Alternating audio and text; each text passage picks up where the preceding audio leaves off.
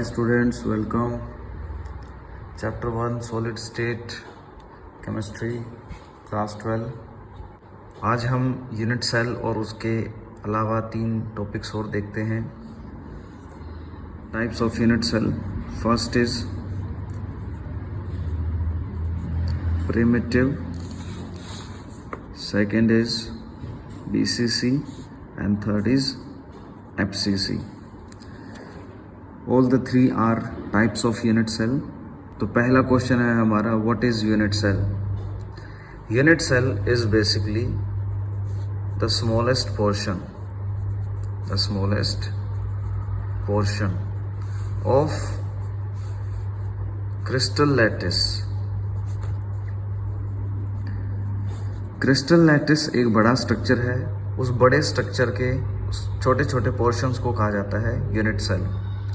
जब भी हम किसी सॉलिड को बड़ी गहराई से समझते हैं, उसके अंदर के स्ट्रक्चर को देखते हैं, तो हमें पता चलता है कि वो सॉलिड एक क्रिस्टल की फॉर्म में है और वो क्रिस्टल किसी छोटे छोटे पीसेस से बना है और वो छोटे छोटे पीसेस को हम कहते हैं यूनिट सेल. इसका मतलब ये हुआ कि सॉलिड की जो स्ट्रक्चरल यूनिट है that is unit cell. Unit cell बार बार रिपीट होती हैं और उनसे फिर बनता है एक कंप्लीट स्ट्रक्चर. अब वो यूनिट सेल किस तरह की हो सकती है, वो हम यहाँ पर 3 तरह की यूनिट सेल्स को पढ़ रहे हैं. पहला टाइप बनता है हमारा दैट इज प्रिमिटिव. प्रिमिटिव का मतलब होता है वेरी सिंपल, जिसके अंदर कोई भी कॉम्प्लिकेशंस ना हो. यानी कि यहाँ पर जितने भी एटम्स होंगे they are present at corners only. It means it is very simple cell, that is primitive cell. Primitive को जनरली primitive क्यूबिक कहा जाता है. क्यूबिक कहने का कारण ये है, ये क्यूब की शेप में होता है. BCC की फुल फॉर्म देखें तो उसका भी नाम में लास्ट का C का मतलब क्यूबिक है. FCC के अंदर भी लास्ट का C का मतलब क्यूबिक है. तो ये थी हमारी first that is primitive cubic unit cell. और इसमें जो एटम्स होते हैं they are present at corners only. इसका अगर शेप बना के देखें हम तो वो कुछ इस तरीके से मिलेगा हमें क्यूब की शेप में.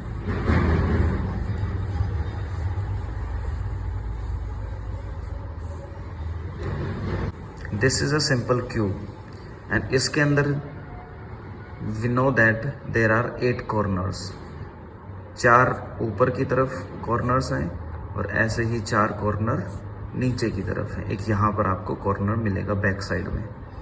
तो इस तरह 8 कॉर्नर्स पर 8 एटम हैं, बट वो एक कॉर्नर 8 यूनिट सेल के साथ शेयरिंग में है. कैसे, ये देखिए.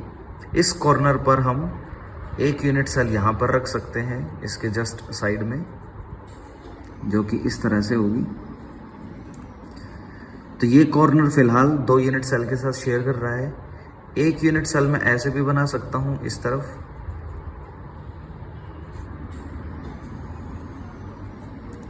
इसके फ्रंट साइड में. तो अब ये कॉर्नर 3 यूनिट सेल के साथ शेयरिंग में है, 1, 2 and 3. सेम तरीके से एक यूनिट सेल और बना दूंगा जो कि कुछ इस तरीके से होगी. अब ये कॉर्नर 4 यूनिट सेल के साथ शेयरिंग में है, 1, 2, 3 and 4. ऐसे ही 4 सेल मैं इसके जस्ट ऊपर भी बना दूंगा. तो इस तरीके से 1 corner atom is shared with 8 unit cells. तो एक एटम 8 यूनिट सेल में शेयर हुआ. तो 8 यूनिट सेल्स हैज 1 एटम. तो वो एक यूनिट सेल के हिस्से में कितना आया, दैट इज 1/8 एटम. तो एक कॉर्नर पे जो एक एटम है that is 1/8 of that unit cell, और टोटल हम जानते हैं ऐसे 8 कॉर्नर हैं, तो एक कॉर्नर पे जो एटम है दैट इज 1/8 एटम, और 8 कॉर्नर्स पे जो एटम्स होंगे they are 1/8 into 8, it means 1 atom. तो हम कह सकते हैं कि एक यूनिट सेल में टोटल एक एटम होता है, और उसका कुछ ये डायग्राम आपके सामने है।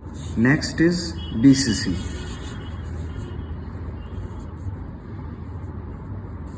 BCC का मतलब होता है body centered cubic. So this is a BCC unit cell, जिसके बॉडी के सेंटर में एक एटम है। इसमें कॉर्नर्स पर तो एटम होते ही होते हैं, प्लस एक बॉडी के सेंटर में भी अवेलेबल है। कॉर्नर्स वालों का टोटल शेयर 1 बनता था, 1 एटम, और एक बॉडी के बीच में है तो टोटल एटम हो जाते हैं 2। इसका स्ट्रक्चर कुछ ऐसे बनेगा।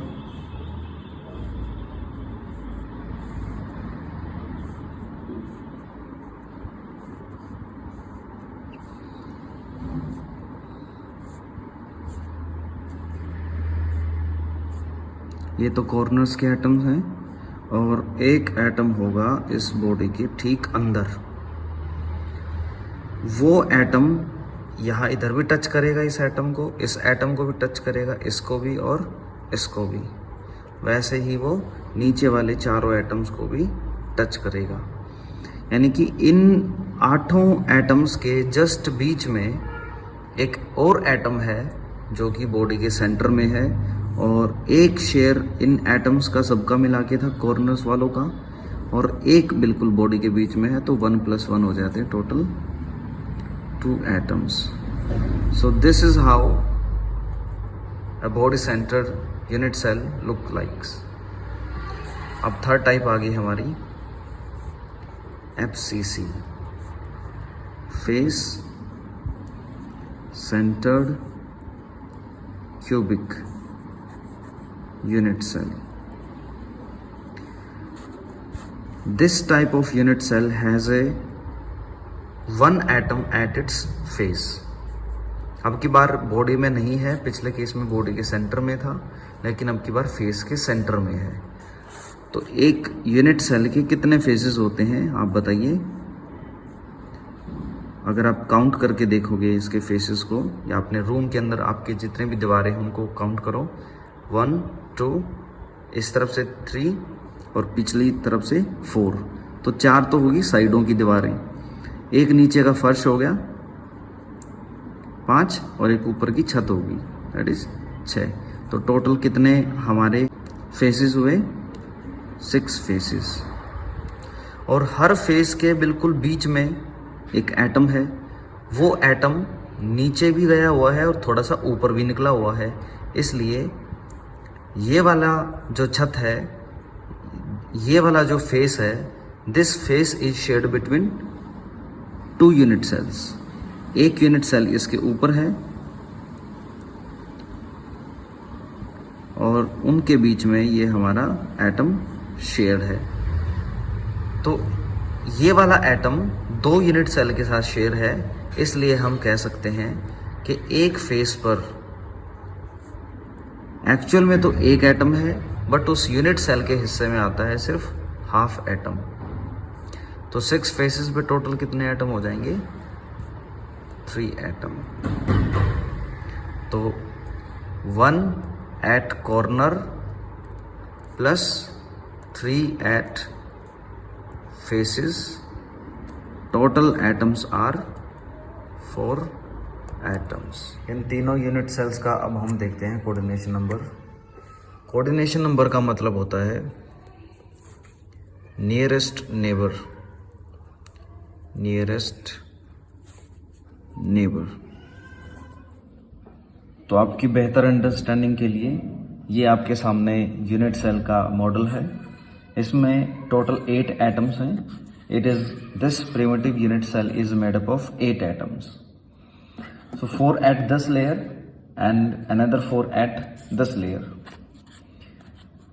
कोऑर्डिनेशन नंबर के लिए हमें देखना है कि इस एटम का इमीडिएट नेबर कौन कौन है।